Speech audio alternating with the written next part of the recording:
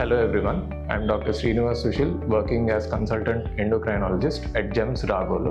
November 14th every year World Diabetes Day. ఈ year theme వచ్చి diabetes and well being. స్పెసిఫిక్గా WHO theme వచ్చి diabetes across life stages. ఇది వరకు మనం డయాబెటీస్ అంటే ఓల్డ్ ఏజ్లోనే వచ్చేది అనుకునేవాళ్ళం. చిన్నపిల్లల నుంచి పెద్దవాళ్ళ వరకు ఎవరికైనా రావచ్చు. సో దానికి 3 ఇంపార్టెంట్ పార్ట్స్గా డివైడ్ చేసుకొని దాని మీద అవేర్నెస్ క్రియేట్ చేసుకోవాలి. ఫస్ట్ ప్రివెన్షన్కి వచ్చేటప్పటికి ఎలాంటి లైఫ్ స్టైల్ ఫాలో చేయాలి, ఎలాంటి డైట్ తీసుకోవాలి, ఎలాంటి ఎక్సర్సైజ్ చేయాలన్నది. ADA గైడ్ లైన్స్ ప్రకారం at least half an hour everyday exercise అన్నది ఉండాలి. అంటే మినిమం 150 minutes పర్ వీక్ అన్న ఎక్సర్సైజ్ ఉండాలి. డైట్కి వచ్చేటప్పటికి మన ప్లేట్ ప్రపోర్షన్స్ ఎలా మార్చుకోవాలన్నది తెలియాలి. అట్లీస్ట్ హాఫ్ ప్లేట్ వెజిటబుల్స్ ఉండేలా చూసుకోవాలి.